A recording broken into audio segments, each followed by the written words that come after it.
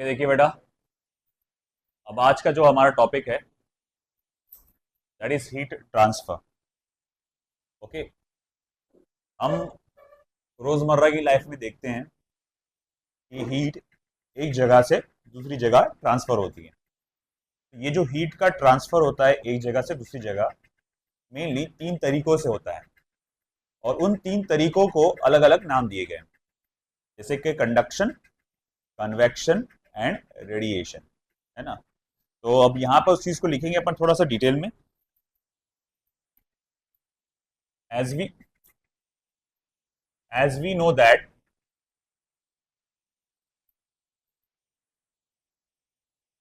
in day to day life,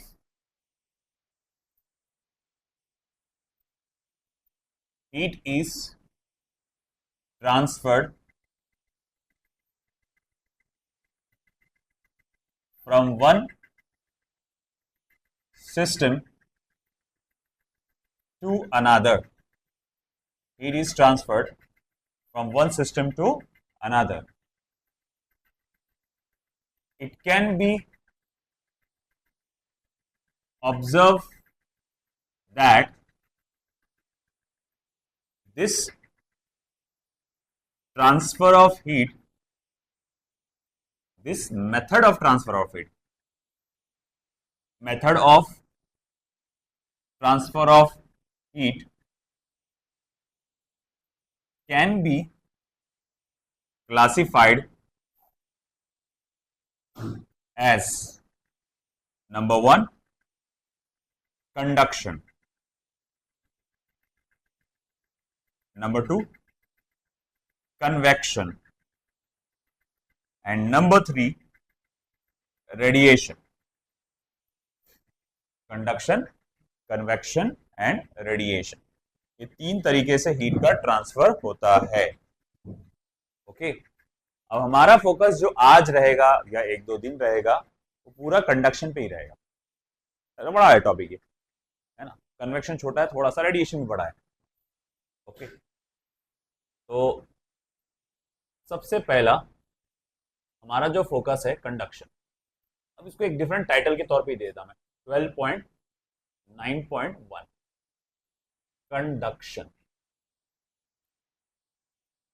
इसमें क्या होता है, हीट का ट्रांसफर होता है एक बॉडी से या सिस्टम के एक हिस्से से दूसरे हिस्से में या दो सिस्टम के बीच में without actual migration of particles.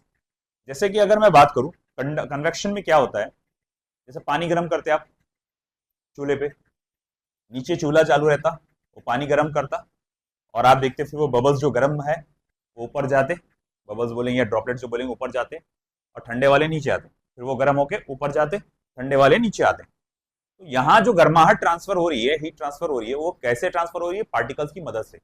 Particles एक जगह से दूसरी जगह जा रहे हैं। फिर एक आता है रेडिएशन। तो रेडिएशन में क्या होता है कि जो हीट का ट्रांसफर होता है वो इन the form of electromagnetic waves, एक एनर्जी निकलती है बाहर, है ना। आप गर्माहट, अगर जैसे मान लो कि सर्दी का मौसम आता है, आग जल रही है, अब बस उसके थोड़ी दूर बैठ के आराम से आप गर्माहट को फील कर सकते हैं, है ना। आप गर्माहट को फील करने के लिए जरूरी थोड़ी कि आग में हाथ डालना जरूरी है, दूर से भी फील कर सकते हैं।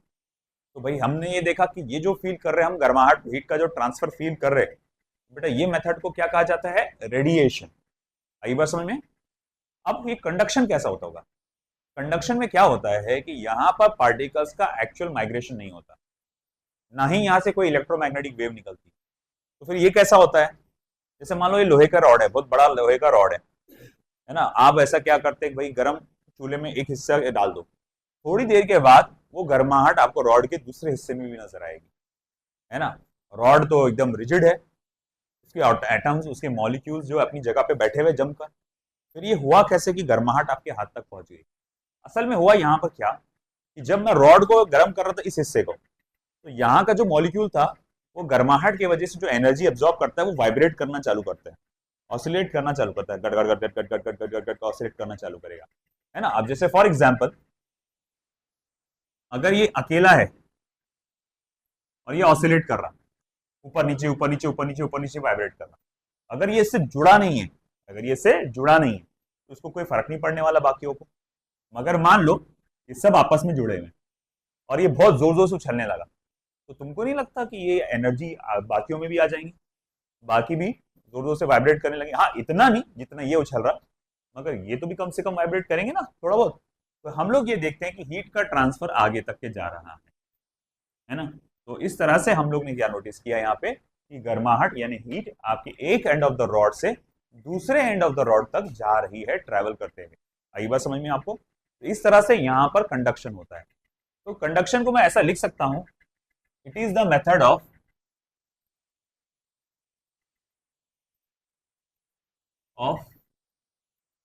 Heat transfer without actual migration of particle. ये एक ऐसा है मेथड ऑफ हीट ट्रांसफर जिसमें कोई पार्टिकल का माइग्रेशन नहीं होता है।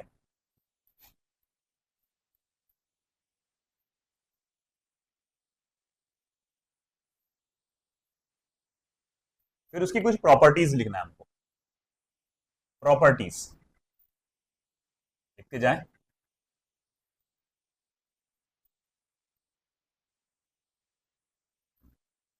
Heat flows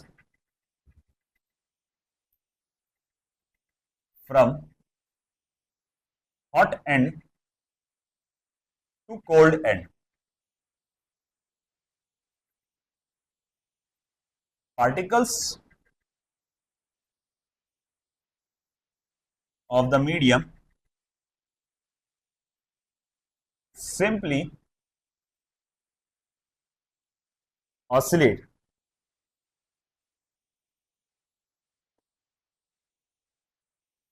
but do not leave the place। तो पार्टिकल्स जो है सिंपली ऑसिलेट करते हैं मगर अपनी जगह नहीं छोड़ते। Medium is necessary for conduction. यहां पर मीडियम का होना जरूरी है। अगर कहीं मीडियम नहीं है तो वहां पर कंडक्शन के जरिए हीट का ट्रांसफर नहीं हो पाएगा।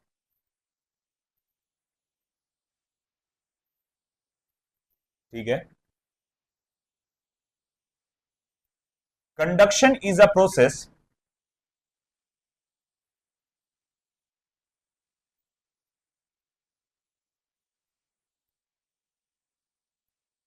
which is possible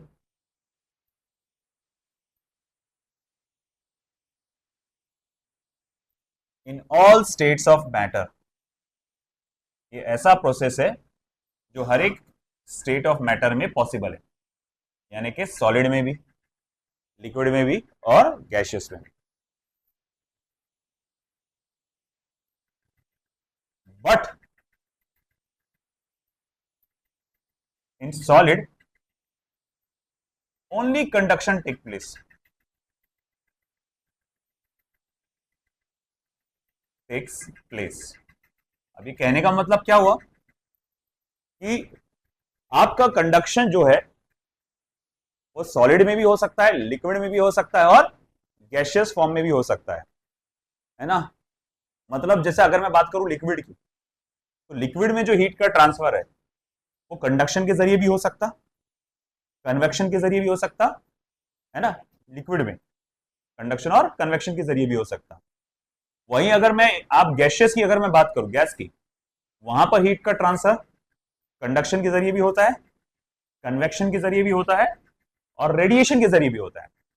मगर सॉलिड का एक प्रॉब्लम ऐसा है कि भैया इसका जो हीट का ट्रांसफर है सॉलिड में वो सिर्फ एक ही तरीके से होगा, कंडक्शन। सॉलिड में हीट का ट्रांसफर कन्वेक्शन के जरिए नहीं होगा। सॉलिड और क्या, सॉलिड में हीट का ट्रांसफर रेडिएशन के जरिए नहीं। एक सॉलिड से दूसरे सॉलिड में जब हीट ट्रांसफर हो रही है तो उसका मेथड यकीनन क्या होगा, कंडक्शन ही होगा। हाँ, वैसे ही अगर मैं बोलूंगा लिक्विड में, बोले कंडक्शन भी हो सकता, कन्वेक्शन भी हो सकता। अच्छा, गैसियस में कंडक्शन भी हो सकता, कन्वेक्शन भी हो सकता, रेडिएशन भी हो सकता गैसियस में, है ना, समझे? इस तरह से। और आखिरी बात एक लिखूंगा, it is the slow process. ये एक slow process of transfer of heat है।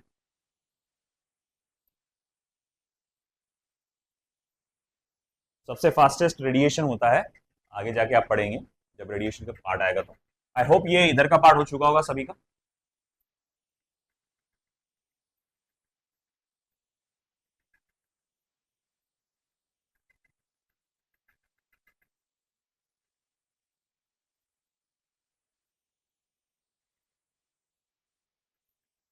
ठीक है।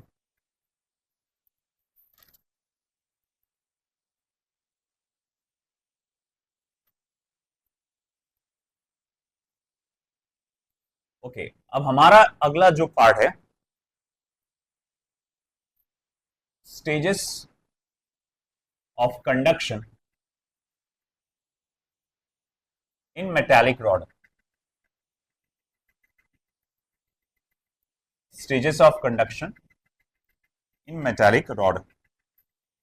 अगर मैं सपोज करो यहां एक मेटालिक रॉड को कंसीडर करता हूं, ओके, और ये वाला हिस्सा एक हॉट एंड है,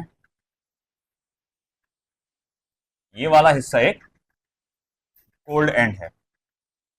ऑफ कोर्स हीट का ट्रांसफर हॉट एंड से कोल्ड एंड से, हॉट एंड से कोल्ड एंड तक क्या होगा। यहां कुछ सरफेसेस बताए गए हैं आपको,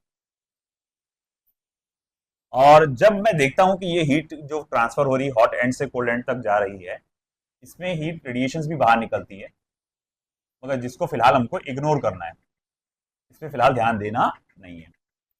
तो जब मैं देखता हूं कि जब हीट का ट्रांसफर हो रहा है हॉट एंड से कोल्ड एंड तक, तो मैं यहां पर हीट का ट्रांसफर दो तरीकों से देखता हूं।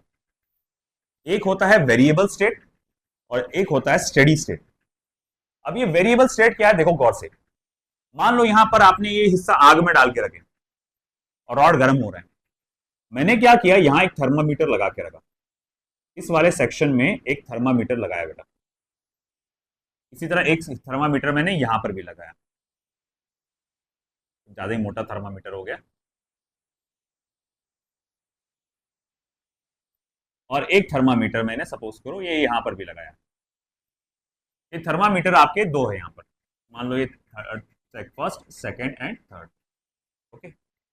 मैं क्या देखता हूं कि यहां पर टेम्परेचर मैं नोट करता हूं शुरुआत में कितना है। मैं देखता हूं भैया यहां पर शुरुआत में 30 डिग्री सेल्सियस, या ये वाले सेक्शन में कितना है 25 डिग्री सेल्सियस, ये वाले सेक्शन में कितना है 20 डिग्री सेल्सियस।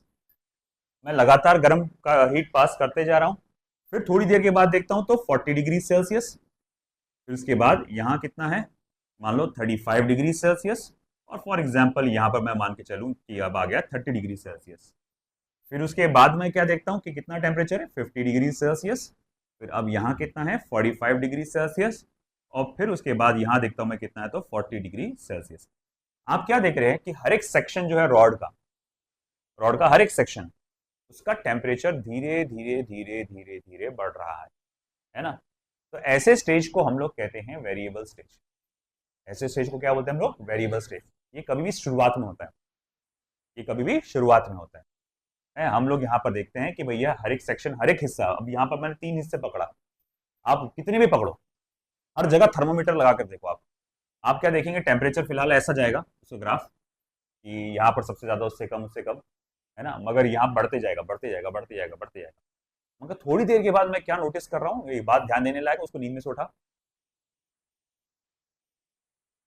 अब ऐसा है कि थोड़ी देर के बाद ध्यान देने वाले लायक बात वाली वाली बात क्या है, हाँ, कि मैं ये नोटिस करता हूं कि ये टेम्परेचर मान लो पहुंच गया 90 डिग्री सेल्सियस थोड़ी देर के बाद, और ये है मान लो 85 डिग्री सेल्सियस, और ये मान लो 80 डिग्री सेल्सियस। मैंने एग्जाम्पल के तौर पर ले लिया। मैं हीट देते जा रहा हूँ, देते जा रहा हूँ, देते जा रहा हूँ, देते जा रहा हूँ, देता जा रहा हूँ, है ना।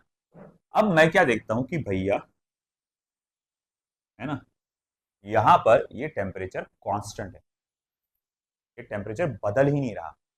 यहां पर टेम्परेचर लगातार क्या हो रहा था, बदल रहा था, मगर अब ये टेम्परेचर कांस्टेंट है। ऐसे स्टेज को हम लोग क्या कहते हैं बेटा, वेरिएबल स्टेट। और अब इसको क्या कहेंगे हम लोग, स्टेडी स्टेट। तो अब देखना है इस पे सीन हुआ क्या।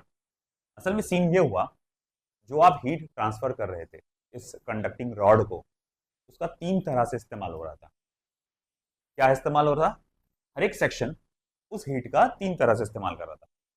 थोड़ा सा हीट वो अपना टेम्परेचर बढ़ाने के लिए, थोड़ा सा हीट बाजू ट्रांसफर करने के लिए, बाजू वाले सेक्शन को ट्रांसफर करने के लिए, और बाकी बचा हुआ हीट रेडिएशन के फॉर्म में बाहर देने के लिए। तो यहां पर तीन तरह से इस्तेमाल हो रहा था, है कि नहीं?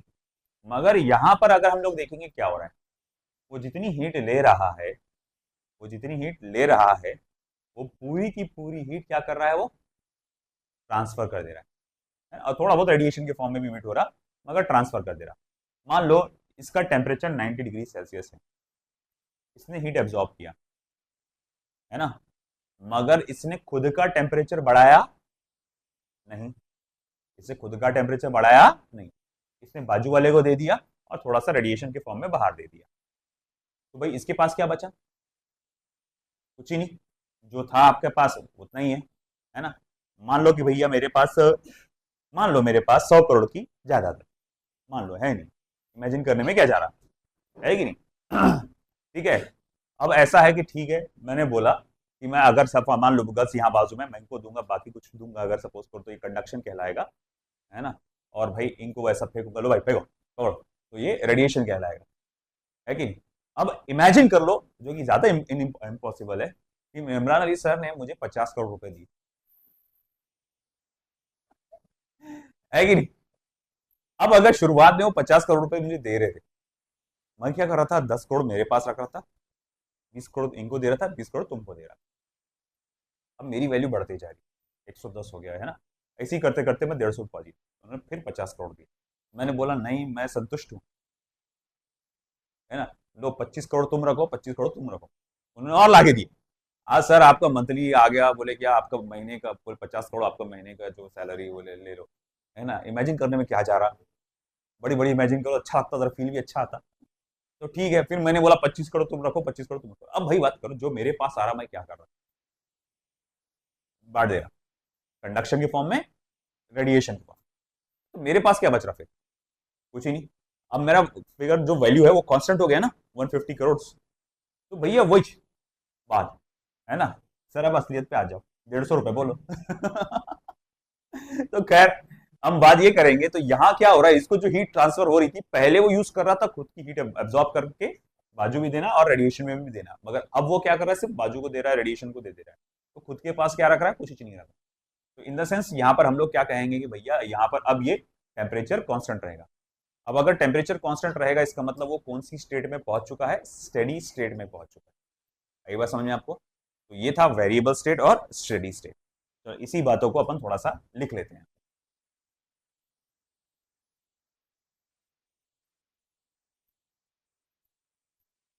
ये थर्मामीटर बनाने की जरूरत नहीं है, ये सिर्फ समझाने के लिए था।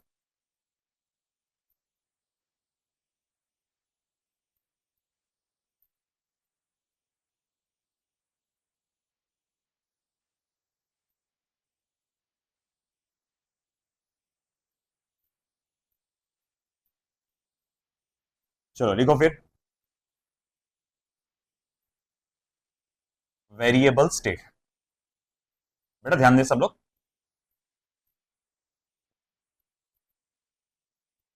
In this state,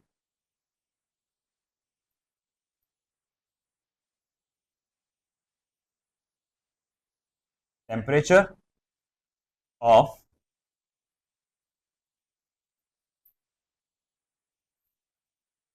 every part of rod increases। इसमें हर एक पार्ट ऑफ द रॉड की, है ना, रॉड इंक्रीज हो जाता है temperature. Heat received by each cross section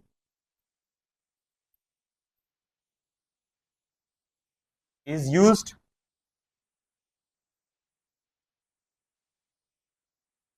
in three ways। हर एक क्रॉस सेक्शन जो हीट रिसीव करता है, उसका तीन तरह से इस्तेमाल होता है। First, a part increases temperature of itself, है ना, एक हिस्सा उसका खुद का टेम्परेचर बढ़ाने के लिए।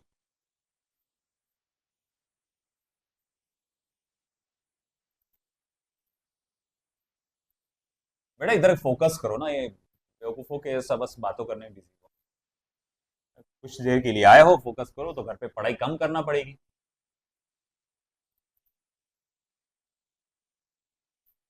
औरतों के सब बातें चालू है लड़कों में। Another part is transferred to neighbouring cross section. अगला पार्ट जो ट्रांसफर होता है नेबरिंग क्रॉस सेक्शन को ट्रांसफर होता है, मतलब वही कंडक्शन जिसको हम लोग कहते हैं। ठीक है, वाइल रिमेनिंग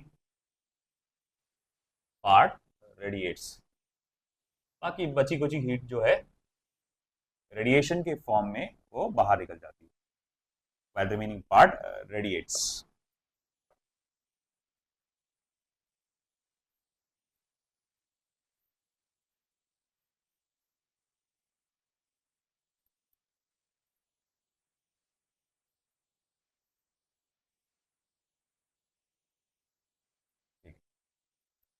अब आते हैं हम स्टेडी स्टेट पे। अब स्टेडी स्टेट को डिस्क्राइब करें।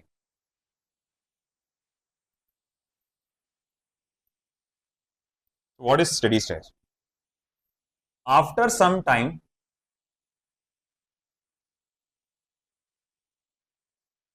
a state is reached when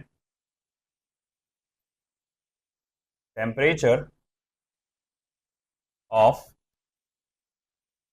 every cross section of the rod, every cross section of the rod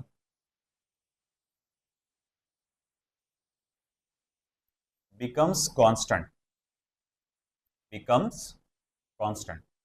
हर एक क्रॉस सेक्शन जो है रॉड का, उसका टेम्परेचर जो है वो कांस्टेंट रहेगा। In this state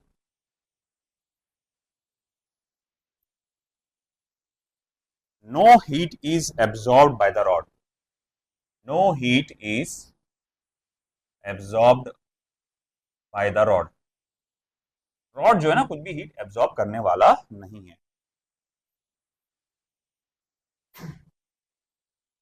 okay, the heat that reaches any cross section is transferred to the next। जो किसी भी क्रॉस सेक्शन के पास हीट पहुंचती है वो दूसरे क्रॉस सेक्शन को ट्रांसफर कर देता है, विदाउट या फिर with small loss in surrounding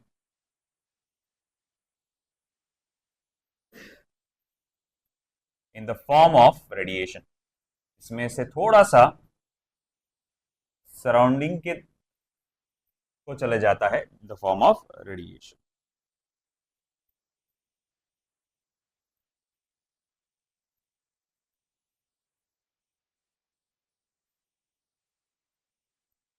this is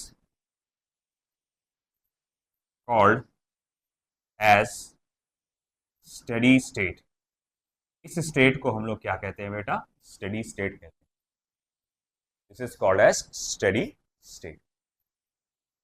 तो हम लोग ने देखा वेरिएबल स्टेट और हमारा steady state.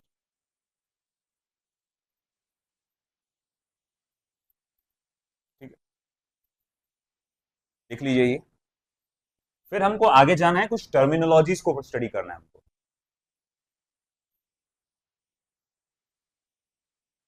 Left hand side का हो गया।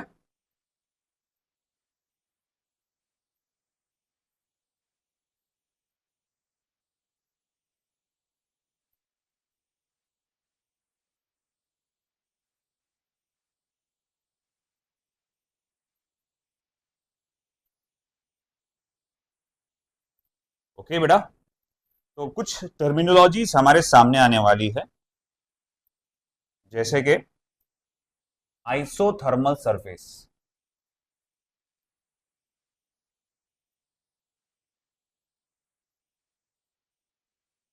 Isothermal surface.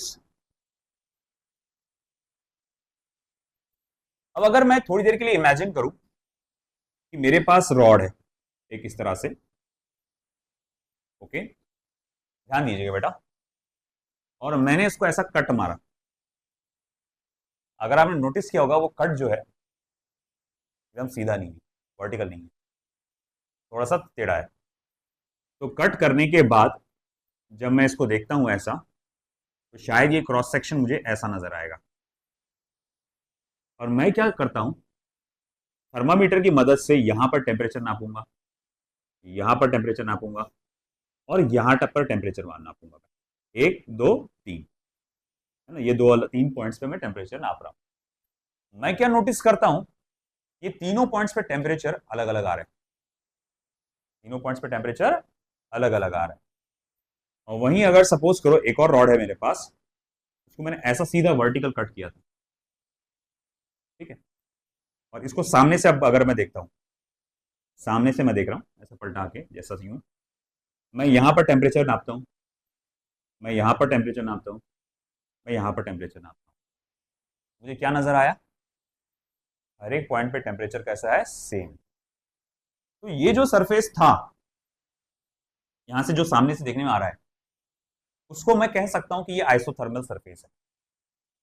और इस सरफेस को मैं आइसोथर्मल सरफेस नहीं बोल सकता। तो इससे क्या समझ में आ रहा है कि आइसोथर्मल सरफेस क्या है, कि रॉड का एक ऐसा सरफेस जहां पर हर एक हिस्से पे टेम्परेचर कैसा आता होगा, एवरी पॉइंट पे कैसा टेम्परेचर आता होगा, सेम आता होगा।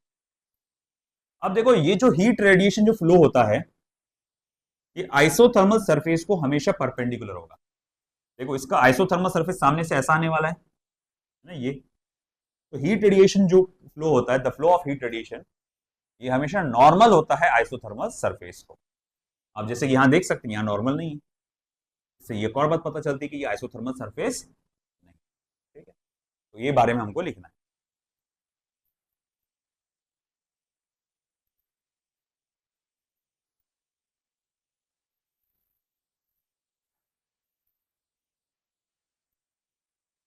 तो इसको ऐसा लिखेंगे, any surface within the conductor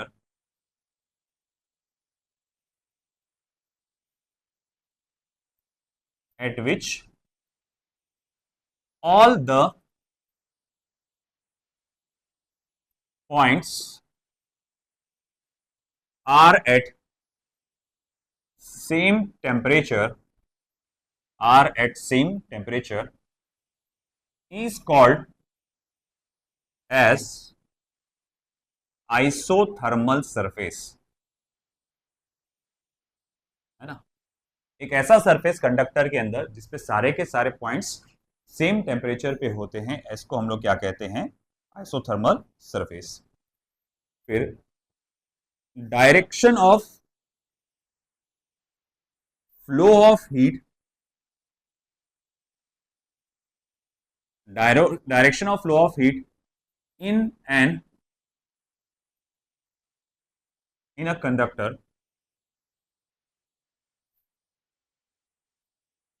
is always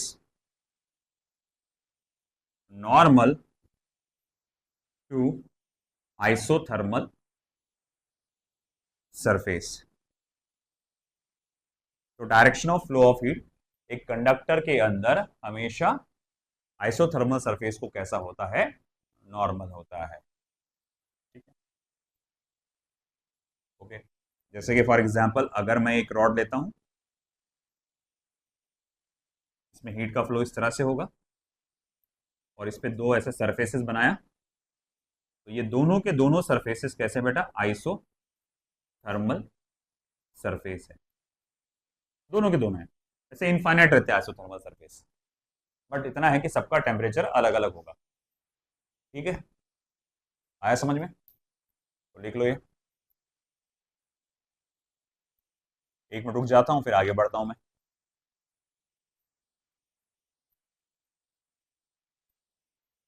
अब यहां पर एक वेरी इंपॉर्टेंट कॉन्सेप्ट की तरफ बढ़ रहे हैं हम लोग, टेम्परेचर ग्रेडियंट। क्या ये ग्रेडियंट वर्ड आपके सामने पहली बार आ रहा है? हाँ सर, पहली बार आया, हमको तो पहली बार सुन रहे हैं। क्योंकि आपने ध्यान नहीं दिया इससे पहले वाले चैप्टर में, ये पहली बार तो नहीं आया। हाँ, वेलोसिटी ग्रेडियंट जस्ट इसके पहला वाला चैप्टर था, मैकेनिकल प्रॉपर्टीज ऑफ फ्लूइड, उसमें आपने पढ़ा था। और मैंने कहा था ये वर्ड ग्रेडियंट कई चीजों के साथ लगता है।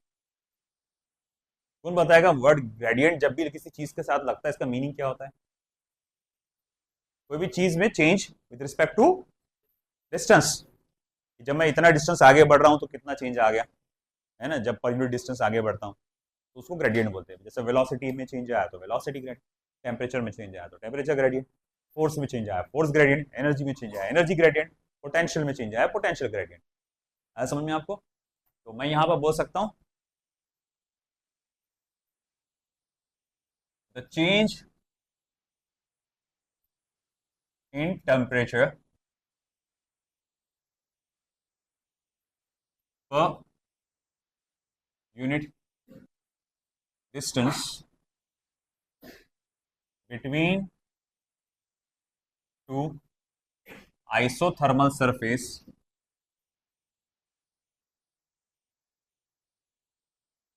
is called as temperature gradient, is called as temperature gradient। तो जैसा कि अगर मैं कहूं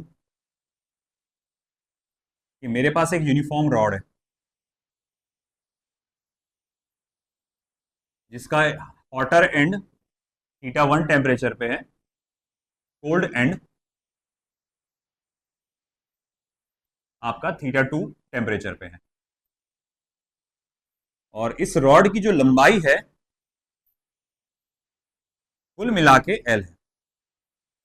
मैं दो आइसोथर्मल सरफेस लेता हूं। बोले सर आइसोथर्मल सरफेस क्यों ले रहे? क्योंकि वहां पर टेम्परेचर हर पॉइंट पे कैसा होता है, कांस्टेंट होता है। मैंने नोटिस किया कि भैया यहां टेम्परेचर कितना है, तो थीटा। मैं फिर बोलूंगा यहां टेम्परेचर कितना है, तो theta minus delta theta, theta minus delta theta. अच्छा ये पोजीशन कितनी है, एक्स। बोले ये कितनी है, x plus delta x, x plus delta x. क्योंकि डिस्टेंस में आप ऐसा आगे बढ़ रहे हैं ना, यहां पर एक्स मतलब यहाँ 10 सेंटीमीटर तो यहाँ 12 सेंटीमीटर, 10+2 हो सकता मैं। तो सर यहाँ माइनस क्यों? क्योंकि भैया आप हॉट एंड से कोल्ड एंड पे जा रहे हैं, जब आप उधर उधर जाएंगे तो टेम्परेचर कम होता जाएगा। तो फिर मैं यहां लिख सकता हूं therefore temperature gradient is equals to final temperature minus initial temperature upon final position minus initial position. अब अगर फाइनल माइनस इनिशियल करूंगा मैं तो ये वैल्यू आ जाएगी minus delta theta upon delta x, है ना? या फिर D theta upon d x for small distance. ये शायद अब आप इस लेवल पे आ चुके हैं कि खुद समझ सकते हैं कि अगर डिस्टेंस ये छोटा रहा, ज़्यादा बड़ा नहीं रहा, तो आप डी लगा के इसको सॉल्व करेंगे, है कि नहीं? ठीक है।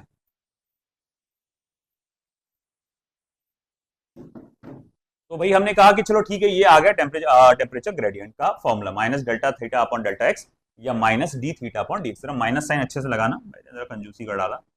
अब ठीक है, minus d theta upon d x. अब कोई भी बोलेगा कि यहाँ पर नेगेटिव साइन क्यों आ रहा? भाई ये नेगेटिव साइन इस वजह से आ रहा क्योंकि ये बताता है कि जैसे जैसे आप डिस्टेंस में आगे बढ़ते जाओगे तो आपका टेम्परेचर कम होता जाएगा, है ना?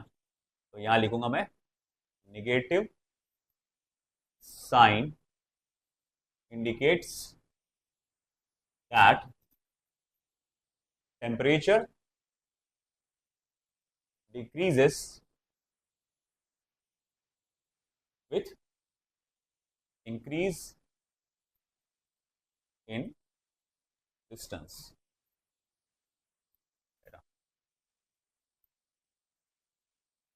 और मैं आगे लिखूंगा for a given body temperature gradient is uniform. मतलब आप कोई भी दो पॉइंट्स पकड़ लो, कोई भी दो, जैसे ये दो पकड़ा, ऐसा जरूरी नहीं कि आप ये और दो, ये भी दो पॉइंट पकड़ सकते हैं।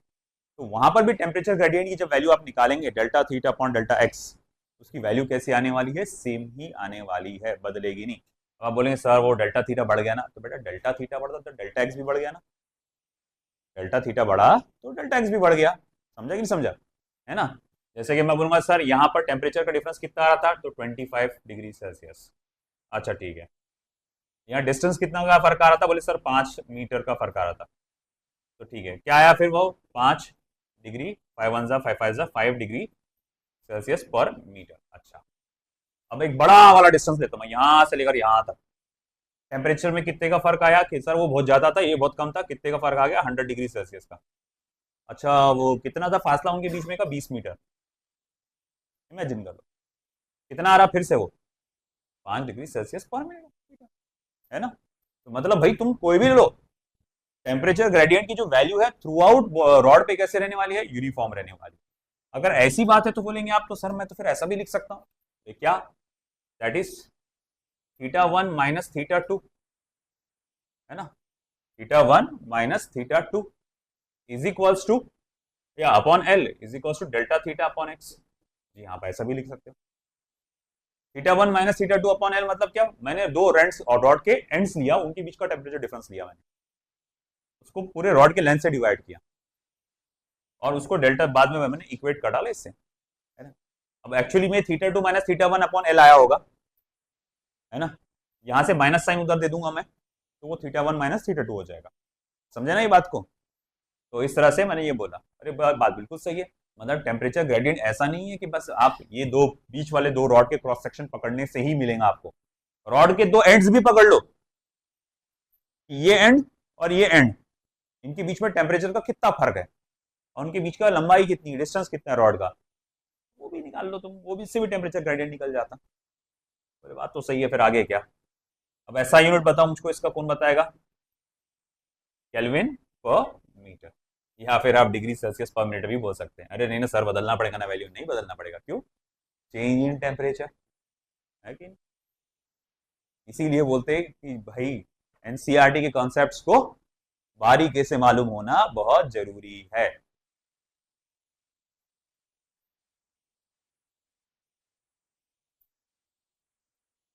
डायमेंशन क्या रहेगा, चिल्लर है यार, मीटर इनवर्स और केल्विन, आ गया, देख लो।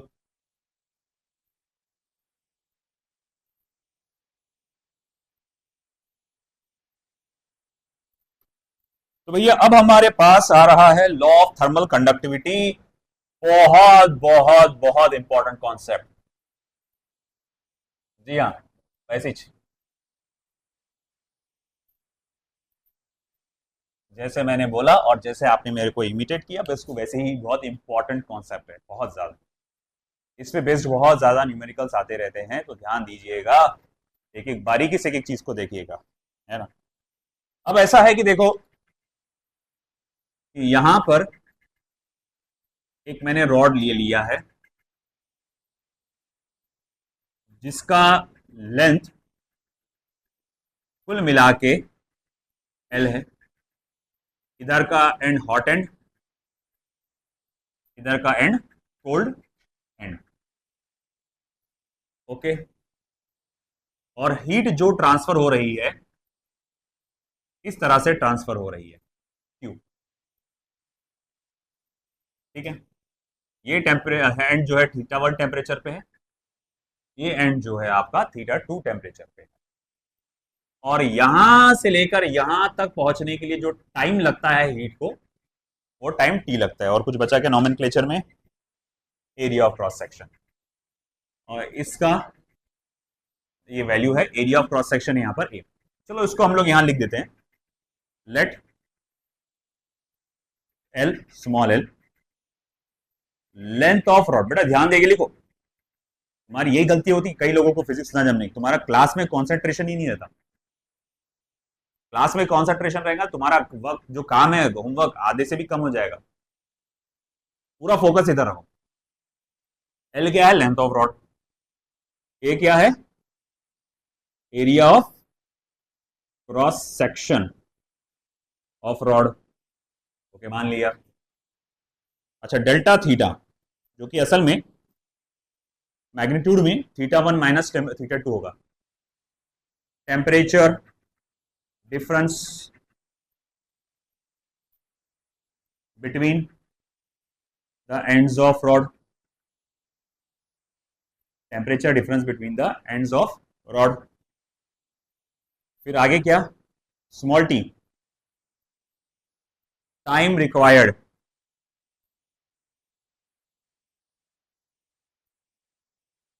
To reach the heat from one end to the other end of the rod. तो हीट को एक एंड से दूसरे एंड तक पहुंचने के लिए जो टाइम लगेगा, स्मॉल टी, और कैपिटल क्यू या डेल्टा क्यू भी बोल सकते हैं आप। डेल्टा क्यू भी बोल सकते हैं और कैपिटल क्यू भी बोल सकते हैं। अगर यहां डेल्टा क्यू लिखे तो टाइम को डेल्टा टी लिखना पड़ेगा, तो मैं यहां लिख देता डेल्टा टी और ऐसा। तो यहां लिख सकता हूं मैं flow of heat through the rod. Flow of heat through the rod. ये सारे में नॉमेनक्लेचर्स हमारे सामने आ गए। Thank you. नॉमेनक्लेचर सामने आ गए।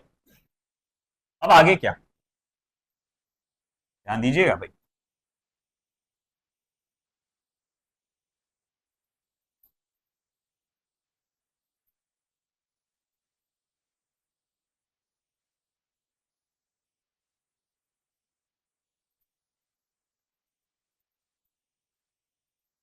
Then according to this law, कहां नाम डालते बैठेंगे? अकॉर्डिंग टू दिस लॉ, जिसको हम लोग कहते हैं लॉ ऑफ थर्मल कंडक्टिविटी, वो ये कहता है rate of flow of heat.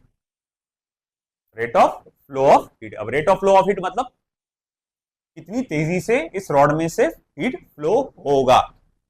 ये डिपेंड करता है 3 फैक्टर्स पे। पहला, एरिया ऑफ क्रॉस सेक्शन, दूसरा टेम्परेचर डिफरेंस, और तीसरा लेंथ ऑफ द रॉड। और किस पर कैसा डिपेंड करता है वो देखो।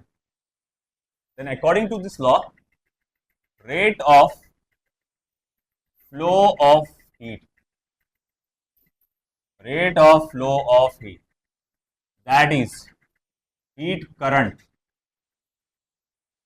जिसको आप delta Q upon delta T या फिर क्यू बाई टी से देते हैं, is directly proportional to, is directly proportional to क्या? Area of cross section capital A, comma temperature difference delta theta and inversely proportional to length of the rod। और inversely proportion होता है किसको? Length of the rod को। समझत को वजह?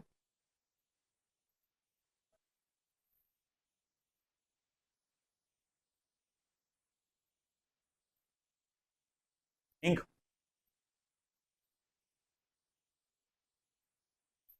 That is heat current, जिसको आप क्यू बाई टी लिख सकते हैं या delta Q upon delta T लिख सकते हैं। दूसरा वाला पेन का है मेरा मार्कर, ब्लैक वाला। हाँ, इसमें बहुत ज्यादा इंक लग जाती है। तो हीट करंट को सिंबॉलिकली वो दे दो।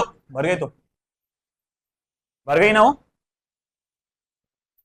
दे जल्दी फिर। हीट करंट को क्यू बाई टी भी लिख सकते हैं, delta Q upon delta T भी लिख सकते हैं। अब आप सोच रहे होंगे कि क्यू बाई टी कब यूज किया जाता है, delta Q upon delta T कब यूज किया जाता है? जब पूरा रॉड लेते हैं अपन, आप पूरे रॉड में देखते हैं कि भैया ये जो आपने देखा कि यहां से यहां तक हीट कितनी ट्रांसफर हुई, क्यू, है ना, और भैया वहां पर टाइम कितना लग गया, टी, तो उसको फिर आप क्या बोलते हैं, ये आपका क्यू बाई टी के फॉर्मूले से इस्तेमाल करते हैं। अब पूरी जर्नी में से अगर आप छोटा सा हिस्सा पकड़ते हैं, हीट का शुरुआत यहां से हुआ था, यहां तक जा रहा था, मगर आपने ये हिस्से में से ये हिस्सा पकड़ा, समझ रहे हैं ना आप, आपने ये हिस्से में से ये हिस्सा पकड़ा आपने, तो अब आप देखेंगे यहां से कितनी हीट ट्रांसफर हुई, डेल्टा क्यू, और इसमें कितना टाइम लगा यहां से यहां जाने में, डेल्टा टी। इस तरह से लिया जाता है। तो it is directly proportional to area of cross section, temperature difference, जिसको अपन डेल्टा थीटा से बोल सकते हैं, या थीटा 1 माइनस थीटा 2 लिखना ज्यादा सही रहेगा, क्योंकि डेल्टा थीटा बोले तो फिर उसमें माइनस साइन में आना पड़ता है, अपॉन एल। ठीक है, ये हीट करंट का फॉर्मूला है।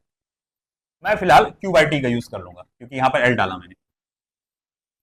Therefore, Q by T is equals to K A theta 1 minus theta 2 upon L. K A theta 1 minus theta 2 upon L. Q by T है, not theta by T. Q by T. ये हमारे पास formula आया thermal conductivity का। ये basic formula है, याद रखना, इस पे से बहुत सारे प्रॉब्लम्स बनते हैं। K A theta 1 minus theta 2 upon L, ये थर्मल कंडक्टिविटी का फॉर्मूला है। Q by T equals to, अब ऐसा यहां पर जो K आया वो क्या है, ये है कॉन्सेप्ट ऑफ प्रोपोर्शनैलिटी, जिसका नाम है thermal conductivity. Thermal conductivity, okay. और K की वैल्यू क्या लिख सकते हैं आप, Q अपॉन T, या Q into L upon T upon A theta 1 minus theta 2। ये मेरे पास थर्मल कंडक्टिविटी का फॉर्मूला आया है। अब अगर थर्मल कंडक्टिविटी का ये फॉर्मूला है ना, तो मैं लिखूंगा कि भैया इसका एसआई यूनिट एट डायमेंशन क्या। अगर एसआई यूनिट डायमेंशन सबसे लास्ट में लिखते, पहले हम लोग बोलते हैं कि थर्मल कंडक्टिविटी है क्या चीज, ओके। तो thermal conductivity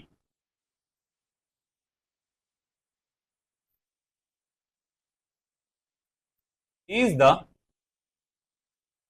ability of any conductor, thermal conductivity is the ability of any conductor to allow the flow of heat, to allow the flow of heat। कि अगर किसी मटेरियल की थर्मल कंडक्टिविटी ज्यादा है, यानी उसमें हीट का फ्लो ज्यादा अच्छे से हो सकता है। अगर किसी मटेरियल की थर्मल कंडक्टिविटी कम है तो उसमें हीट का फ्लो क्या होगा, थोड़ा, है ना, थोड़ा आराम से होगा, ज्यादा तेजी से नहीं हो पाएगा। ठीक है, the magnitude of thermal conductivity, the magnitude of thermal conductivity depends only on nature of material. तो थर्मल कंडक्टिविटी का जो मैग्नीट्यूड है वो सिर्फ किस पे डिपेंड करता है, नेचर ऑफ मटेरियल पे, कि अगर मटेरियल बदलेगा तो ही जाके थर्मल कंडक्टिविटी की वैल्यू बदल जाएगी। अब मुझे ये थर्मल कंडक्टिविटी का जो फॉर्मूला मैंने आपको बना के दिया, ऑन दैट बेसिस बताओ कि एसआई यूनिट क्या हो सकता है उसका। चलो देखते कौन बताता है। एसआई यूनिट बनाओ, उसका क्या आएगा, नहीं एसआई यूनिट, डायमेंशन बाद में। क्यू का क्या आएगा, जूल, एल का क्या आएगा, मीटर, टाइम का सेकंड, एरिया का metre square, theta 1 minus theta 2 का केल्विन। देखो क्या रहा फिर, joule, metre, second, metre square और केल्विन। ऊपर वाला मीटर और नीचे वाला 1 मीटर कैंसर, तो फिर ये क्या बनेगा ऐसा यूनिट, जूल पर सेकंड पर मीटर स्क्वायर पर केल्विन, है ना, जूल पर सेकंड गुड पर मीटर पर केल्विन। अब इसमें ऐसा है, तुम अगर और छोटा सा बना सकते हो इसको, अगर तुमको नॉलेज अच्छी है, तुमको तो मालूम होगा पावर का जो होता है वैट, जूल पर सेकंड वैट होता है ऐसा यूनिट, तो जूल पर सेकंड की जगह मैं वैट लिख सकता हूं, वैट पर मीटर पर केल्विन। अब बनाओ इसका डायमेंशन, अब शायद और भी आसान हो जाए आपके लिए। वैट का कितना होता है m1L2T माइनस 3, वैट का क्या होता है बेटा m1L2T माइनस 3, मीटर का L1, केल्विन का K1, फिर कितना हुआ m1L1T माइनस 3 K माइनस 1, तो डायमेंशन आ जाएगा m1L1T माइनस 3 K माइनस 1। ठीक है, ये थर्मल कंडक्टिविटी के बारे में लिखे। अब कुछ पॉइंट नोट करने वाली हमको लिखना है, यहाँ पे नोट पॉइंट्स करके लिखना है। इधर का पॉइंट हो चुका है आप सभी का, सभी का हो गया इधर का, किसी का बाकी है?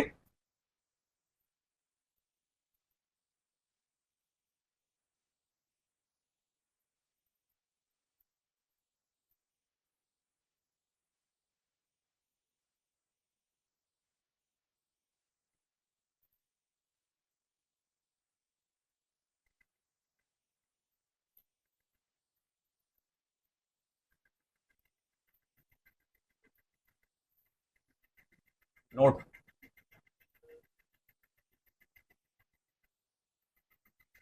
एक बहुत इंपॉर्टेंट, नीट वाले सॉरी जेई वाले ज्यादा ध्यान दो। In case of non steady और variable cross section, a more generalized equation is dq upon dt is equals to minus ka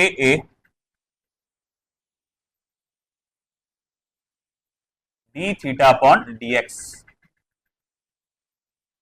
where theta is the function of x।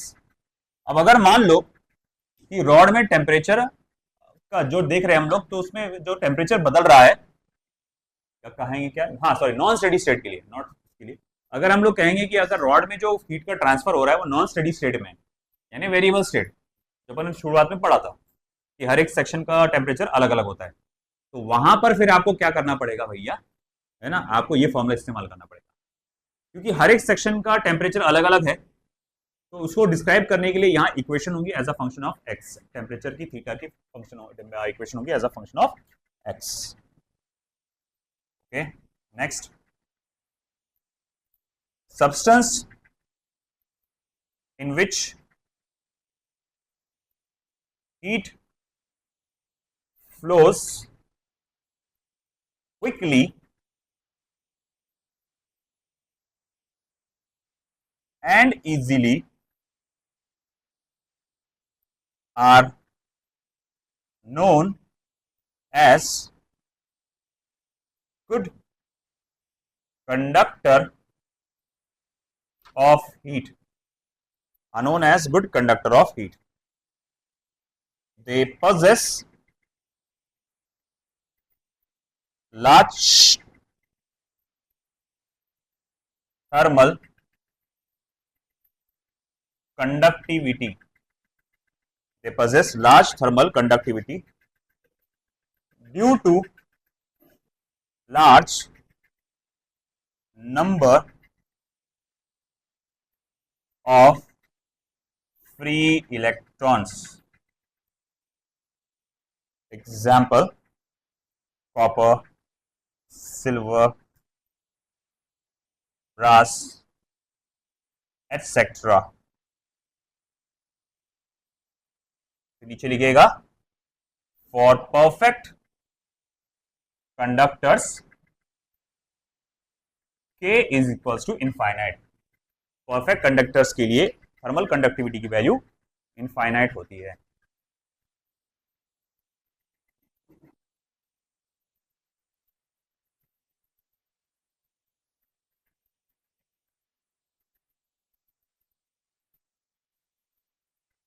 Next,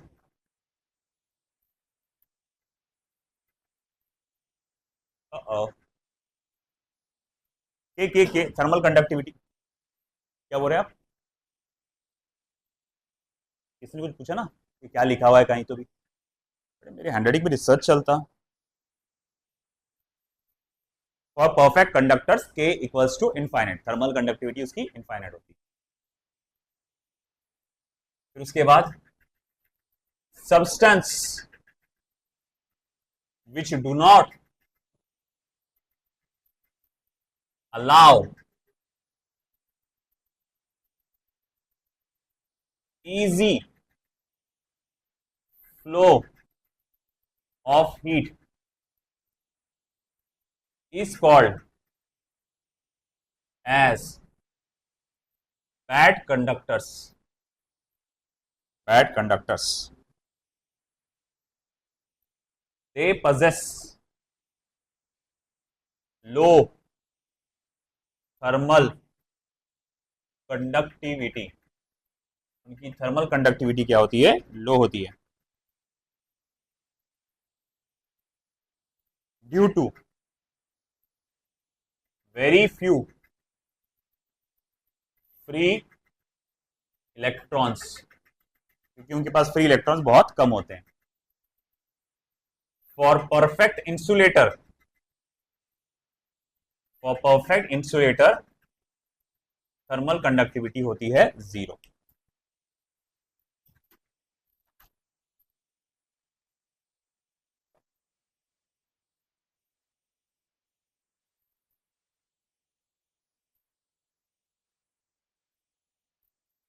फिर उसके आगे next point,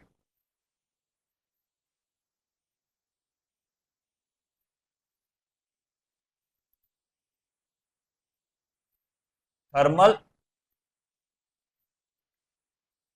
conductivity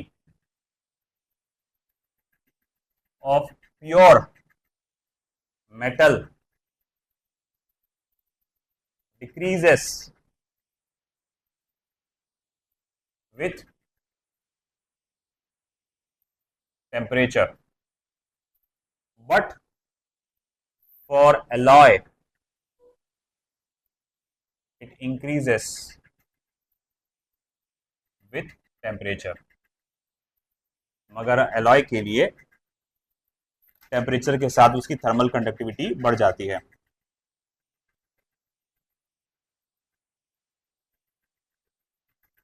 next, for a steady state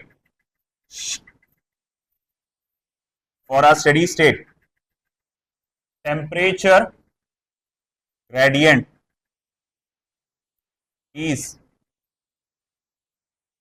inversely proportional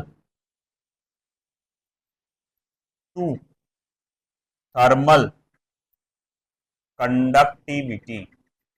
steady state के लिए आपका temperature gradient जो होता है वो इनवर्सली प्रोपोर्शनल होता है थर्मल कंडक्टिविटी को। हो गया आ रहा बस।